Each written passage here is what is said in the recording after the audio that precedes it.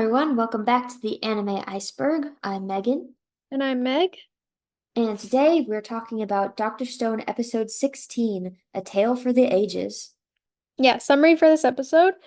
Having won the grand bout fair and square, and having cured village priestess Ruri of her pneumonia, Senku has won the hearts and minds of the village.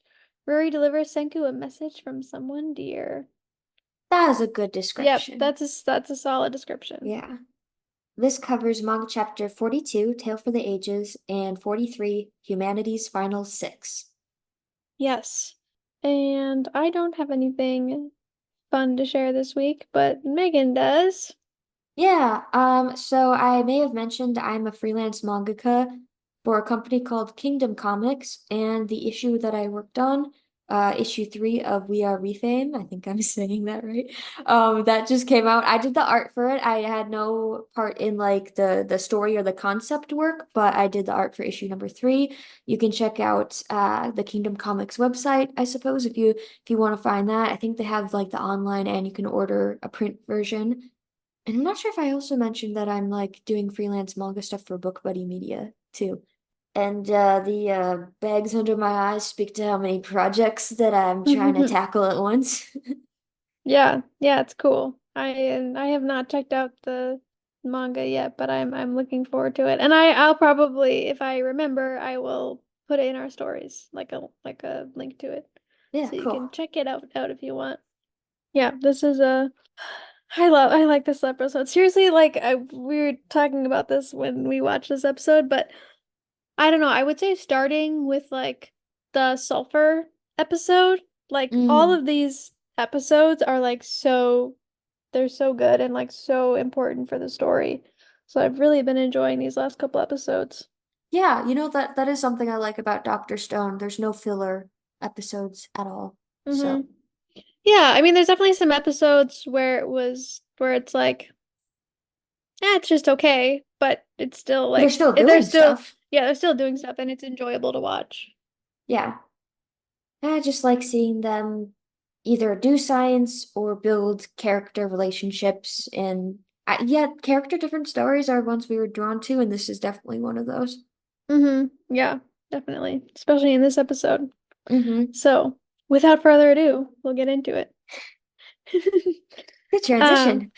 yeah, they're not all winners. Um, yeah, so at the end of the last episode, we get this big bomb dropped on us that Senku's last name is also the name of the village. It's Ishigami Village, and he's Ishigami Senku. And he is not surprised. He like just kind of smiles and he's like, of course, it makes sense. He's putting pieces together in his head that we will learn about soon enough. Um, and we learned that Senku is actually mentioned in the priestess mythology. Everybody's like really confused and they're like, what? This doesn't make any sense. And Senku is still putting pieces together, and he's like, "Oh yeah, the villager is definitely a foreign blood," and so I know exactly. He's like, "I know exactly what's going on," basically. Um, and we learn that the priestess, like Ruri's role, is that she passes down knowledge through stories, and in their case, it's the 100 Tales, and the 100th tale is about Senku Ishigami. Yeah, that's really cool. I mean, like oral stories, and passing down knowledge that way, that's hmm been a part of humanity for as long as time has existed. But just to have consistently these same 100 tales for thousands of years passed down is just very impressive. Yeah. They have good memories. And that's why, like, it was so important to save Ruri because she's the one with Yeah, all the knowledge.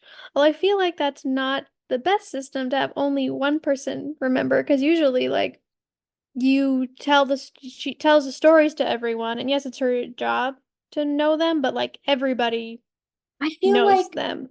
well, they did mention earlier because like Chrome was talking about the Momotaro story, and Kohaku Mm-hmm. was like, "Oh yeah, my sister tells us stories all the time." And even their father was trying to get Kohaku to learn all of the 100 tales to Mm-hmm. be the next priestess. But I feel like there were some, like the 100th tale of Senku, that wouldn't be common knowledge. Like only the Yeah, priestess because knows that one. obviously, like everybody didn't know about it, because otherwise, Chrome and Kwaku and them, they would be like, Senku, we know that name. They didn't know his last name, but they're smart enough to put two and two together. Um, but yes, and then she starts telling the 100th tale. And it starts with a flashback of BB Senku. I love this scene. It's so adorable. He's concerned about the moon following him. He's like, "Why is the moon following me? This doesn't stop, moon." And he like tries to trick it and like it's so cute. Um, and we see his a we will just say his father is there too. Yes. I just Um, want to interject that until the quote unquote big reveal where we learn his name, they keep his eyes obscured in the mhm. animation, which is pretty clever. And they do that in the manga too. But Okay. we will learn his name at the end or towards the end when we find out really more about him and what he does and who he is. Yep.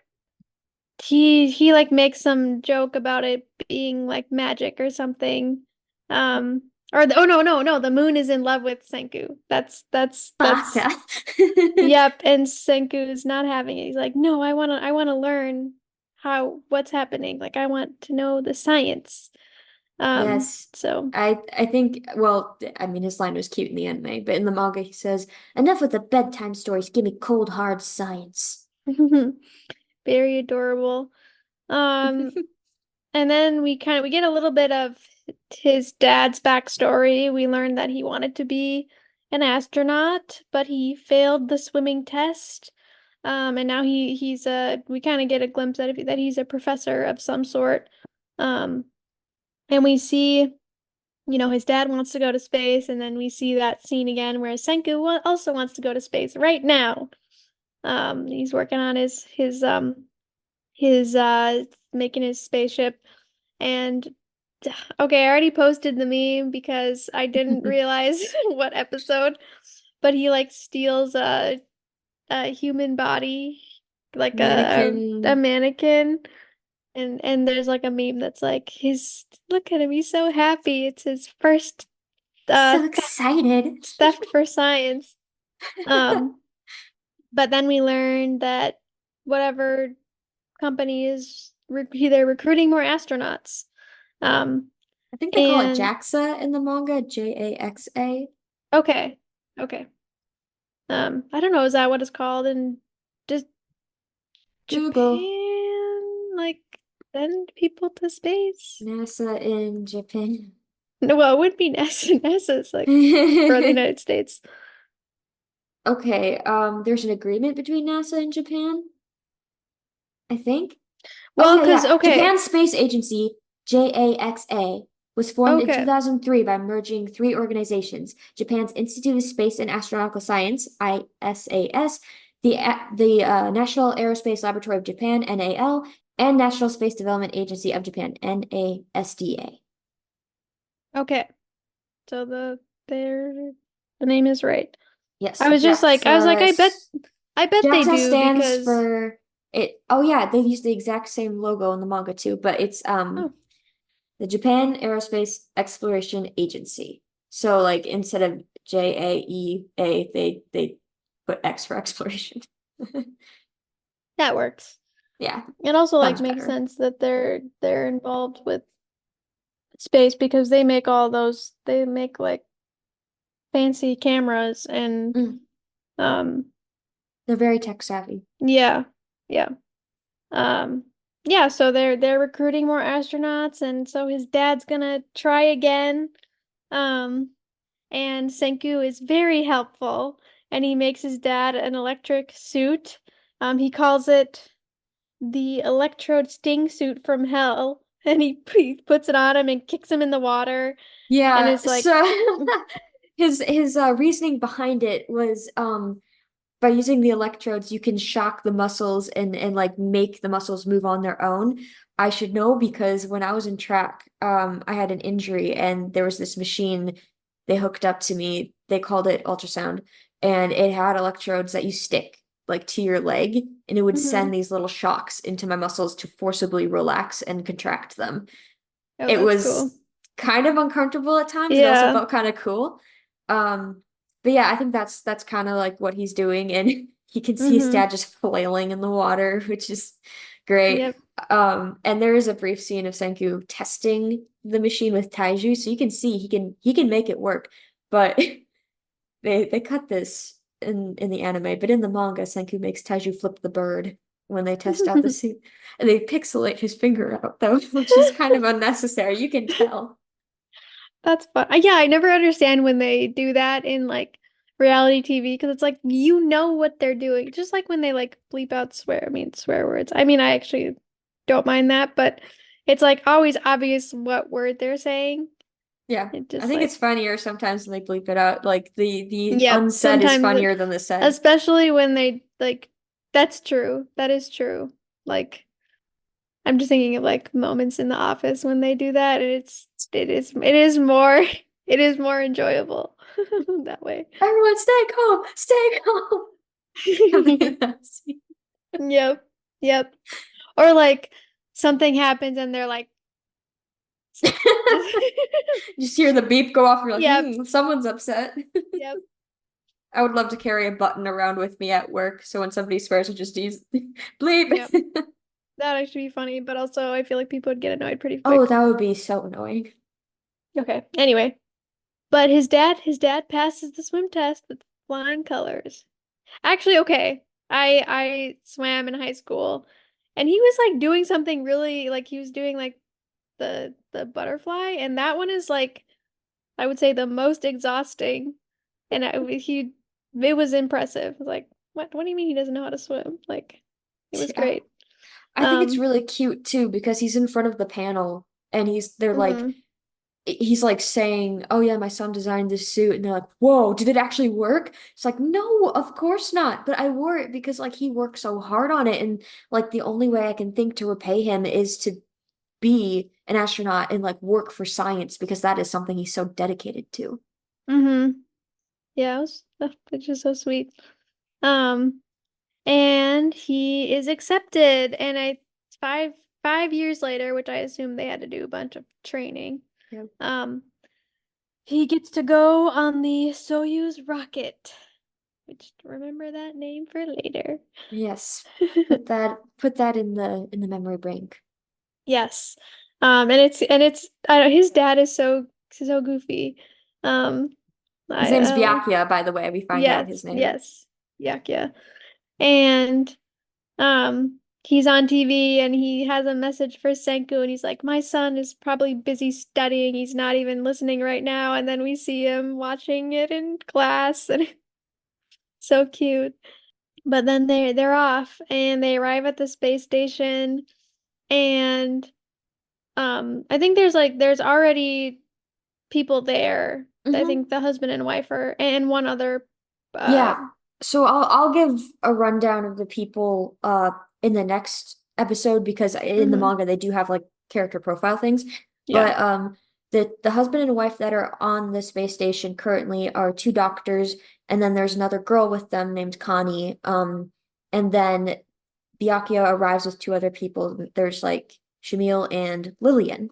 And Mhm. Shamil is obviously, a scientist too, and Byakuya is there and he like you know what? I'm not exactly sure what exactly Byakuya contributes, but he is a professor and he's into Yeah. science too, so I assume he Yeah, he I has some don't special know. task. Like, it kind of like reminded me, like him and the other person that went is Lillian, and she's like an American pop star. So it's like, what is she doing? It kind of reminded me of like, you remember when they tried well, okay, we were not alive. But when they tried to send that teacher into space, do you know about that? I know the things coming into my head when I think of space are like Apollo 11, Apollo 13, and Okay, like well, she was on one that blew up. yeah, that's the one Like, I'm thinking of, the yep, one that blew yep. up. So she was supposed to be like a civilian that got to go to space. Okay. Yeah. Okay. And there's obviously other people on the ship too, but they were all astronauts. But she was selected to go. into space. Yeah, that was sad. My Yeah. mom like showed me clips of it, like blowing Yeah, up, we and was watched like, clips of those yeah. in history class. Yeah. But I suppose it helps to have civilians. Well, Lillian said she paid her way to get it, Yeah. but I suppose that's like good publicity for her, and she probably wanted to be up there real bad. Yeah. I mean, I mean, maybe he did have a role, but I kind of assumed him and Lillian were there as like civilians, like get I to go to bet you space. Byakuya could write something though. If he's, Yeah, I think that's he's a true. professor of literature. I'll have to check the manga again, I'm but sure he had like some kind of role, yeah, he'll but probably be writing down the experience somewhere. Mhm. Anyway, Yes, after that tangent. Um, yes, so Lillian is a pop star and I don't know, the whole crew is awesome because she makes an entrance. Like she's like, I'm a pop star and she's like basically like, I'm a diva and I'm here to, be the first pop star in space or whatever. And like everybody's like, oh no, this is gonna be a terrible trip. But then she's actually super nice. Um, and and it's really funny. And she and Byakuya kind of, I think they planned that. yeah, Um, they're all buddy buddy. yeah. And Shamil's like, stop Save it. me. Yeah. I mean, it was just those three on the Yeah, rocket. poor guy. Different personality types Uh, for sure. but I don't know. I really loved the scene because like everybody's really lovely and getting along, and then Lillian like sings a song, and um it's like broadcasted to Earth. Um and then we during that time we see Taiju and Tsukasa like pass each other on the street, and it's kind of funny. Um and Lillian asks, like, "Oh, do you want to speak to your son?" And Byakuya's like, "No, I don't want to bother him. He's studying. He's doing science." And then we go and we see Senku is doing science. He's researching the swallows that have been turning to stone. And then we get it like I don't know, a very cute scene between Lillian and Byakuya. We get to see a little bit of Lillian's backstory. She was and like her love for music, and Byakuya asks her to sing for Senku when they get back. I think it just to show how close they are. Just so sweet. And yeah, then the kind of the final scene of the episode is just starts out goofy. Byakuya is like slurping miso soup from He's the playing with air. his food. He is playing. Okay, honestly though, if you were If I were in in zero gravity, I would totally be just like, like spreading the food in the air and just like chomping it like Pac-Man. Yep, yep. Oh, that would be so fun. Yeah, you could like push off the wall and be like, But he's taking a step up because he's like, miso soup, help me, chomp. Uh, yes, and Shamil's not amused again. Yeah, Or, uh, I like Shamil. He's just sort of like I don't know, he plays the straight man, like the hmm okay guys, let's stop goofing off. We're here to do a job. And hmm I get that. Like I have been in situations where I'm sort of like, guys, focus, come on. But also, if I Yeah. were in space, I would just be like, come Yeah, on, come let's have on, some you fun. you gotta mess around. Yeah. And so Byakuya is trying to like share his ramen from with him, and it's like freeze dried, and it's from his and Senku's like favorite place. So, but while he is trying it, they see the green light. Um, and it's like covering the entire earth, and so they're like, something is very wrong. And they can't reach anyone. And then they see live feed of every person, and everybody's been turned to stone, just like in the first episode. And they're kind of freaking out because they're like, what are we supposed to do? Um, and they're kind of hoping that things will right themselves, but Byakuya is like, no, we got to go back and save humanity. And that's where the Yep. episode ends. Yeah. Kind of a heavier note to end on, but Mm-hmm. this is a backstory, so you're like, okay, we're getting down to business. We're gonna see what actually happened after, like with these last six surviving humans. So anyway, moving on. Just one little thing from the manga. We have another one of those Mecha Senku Q&As. And this one says, why does Kohaku say numbers in English? So this is tough for us because the manga we read the English translation and with the anime we're watching English dub. But apparently Kohaku speaks Japanese and says the numbers in English. Um, and I think like our equivalent of that would be sometimes the episode titles are in Japanese and sometimes they're in English when you see the title Mm-hmm. card come up. So, anyways, the villagers have different ways of saying a number of things, such as numbers in English, and Kohaku simply happens to use that sometimes. As for why they would use English at all, be sure to read the next volume. Mm-hmm. Ho, ho, ho. I mean, probably, I mean, on the spaceship, they were all speaking English. Like, you I have would assume to. so. Yeah, because That's kind they of were like from America, Russia, and Japan. So like yeah. English would be the You, only one commonly used among the three countries like that. yep.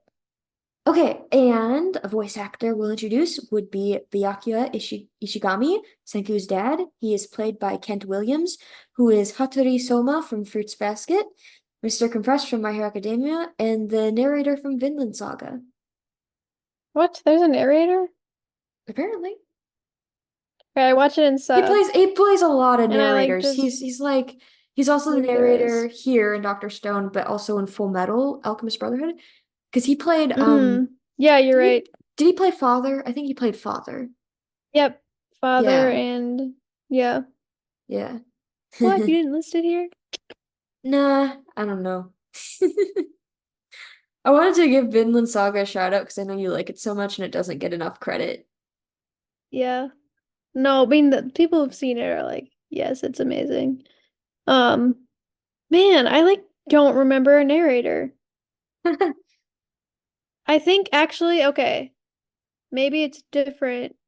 Okay, there totally might be a narrator, but I think there was often text. Oh, okay. So I wonder if they were just like reading the text of like what's been happening, I guess. Mm. But there might be a Well, narrator. I don't know. huh. Anyway, Byakuya means Arctic night and can also refer to white clover, which is sprouting up everywhere in my yard right now. Um, but I thought it was interesting it can mean Arctic night because Senku's name means thousand skies. So like the whole space thing is still a theme in Yeah, this and I family. think that's the title of the next episode. Is it Yeah. Thousand Skies? Yeah, it was something and a thousand skies. Goodness. Can you look it up so we can Oh, yeah, I can check right because now. there's going to be like multiple meanings for I'm sure. But anyway, while you do that, let's talk about his last name because Senku's last name, his last name, and the Ishigami village. So Ishigami is a name that has kanji for stone and god in it, Mm, it's awesome. Okay, which let's see. I recognize because Ishi. I remember watching something in sub, and they said Ishi when they were referring to a rock or a stone, and I was like, oh, Ishi, like Mm, Ishigami. And then when you think of like Shinigami from Death Note, they're gods of death. So I'm like, oh, so the Gami part means god. mm. Oh, interesting. Okay, yeah, the next episode is 100 Nights and a Thousand Skies. Owie. Okay, skip tracking because Senku and Chrome were barely in this Yep. episode. And then animation expertise. So this is something to do with character designs. So you'll notice that these are the last six humans, this astronaut crew, and they kind of look familiar because details of them are in the Ishigami villagers. Like, for example, Kohaku has the same like choker necklace that Lillian wore. Obviously not the same one, but definitely style influences there. And of course, she and Rory look a lot like Lillian. So that's where like the half Japanese, half other blood comes in. Ginro and Kinro probably take after Shamil because he's got like The the yeah, blonde hair like and his eyes. in Yeah. his eyes. And also like he's got Kinro's attitude of like, come on, work, Mm-hmm. responsibility, come on. Yeah. Chrome has Connie's hair. She's the girl with the braids. And I would say he has her eyes too, because she has brown eyes, but actually I'm thinking Chrome's eye color might be closer to Byakuya's, which maybe Mm. explains a little bit why Senku's like so drawn to him, other than the Mm. curiosity and the science thing. Um, Kaseki kind of resembles Yakov, who is the man, the doctor. And then there's just other similarities, just to be mindful of, like pay attention to these astronauts and commonalities they might share with the villagers. Mm-hmm. Yeah. Super interesting. Oh yes, so we kind of don't have anything for science, but we have a kind of a tangent. Um A fun fact. yeah, so fun fact, because yesterday I was sharing that I have one big bruise on my arm, and then I also walked into two doors yesterday and hit my arm in the same place. And now I already can see that there's a bruise forming, so awesome. And then we were just talking that, like, man, I feel like every woman I know, like, they always just have random bruises, and you're like, where'd you get those from? And you're like, yeah, I don't know. And then, so then we were like, why is that? Because I feel like I don't hear guys, like, don't hear that about guys. And so then we Googled why this happens. Um, or is this a thing where that women bruise more easily than men? And we found two websites. One just confirmed this. It says when blood vessels break, bruising occurs, and women bruise more easily than men, especially from minor injuries on the thighs, buttocks, and upper arms. And a tendency to bruise easily sometimes also runs in families. And then another website that like get went more into it um is that a bruise forms when blood vessels in the dermis or hypodermis break, causing blood to leak into the surrounding tissue.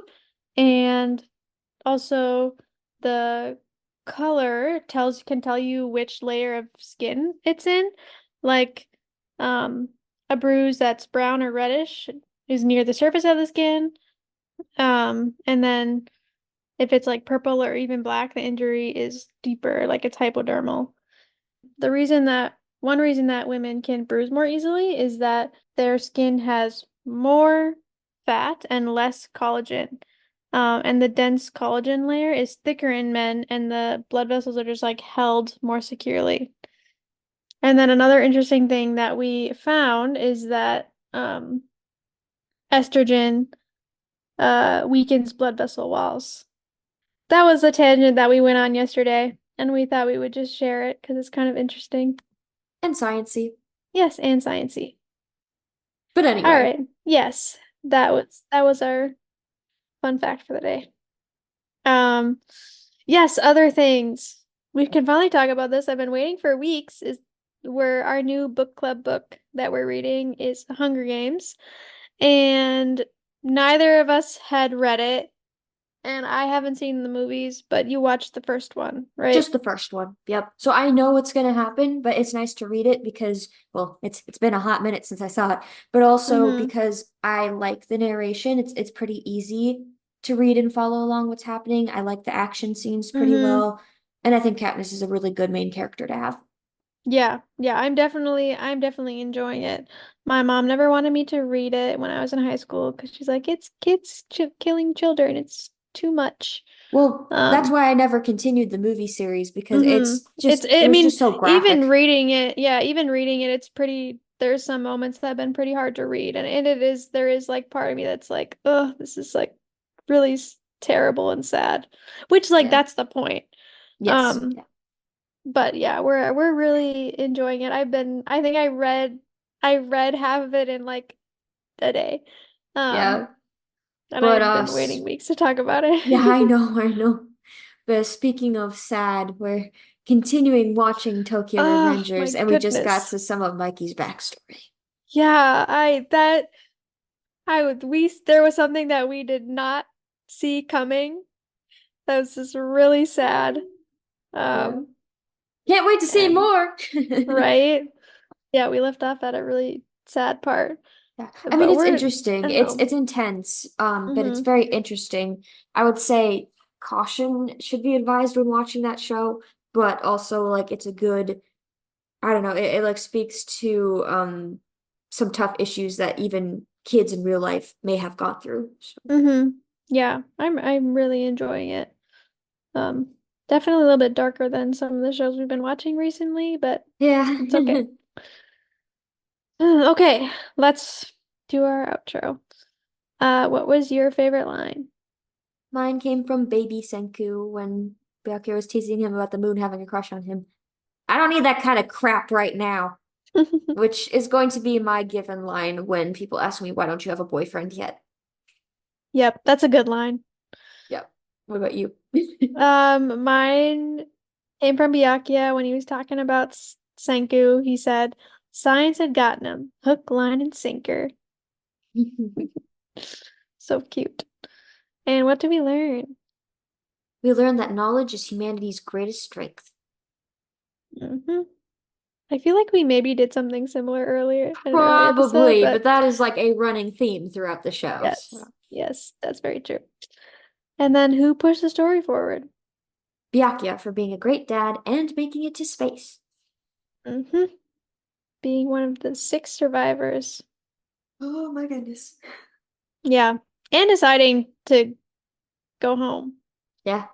All right, that's all we've got for this week. I think this Friday, yes, we are going to have another movie. This time we're talking about um Josie and the Tiger and the Fish, Yeah, which it's a is cute like one. a yeah, shoujo like romance. It's very cute. Yeah. All right, we will be back next week. Right, bye. Bye.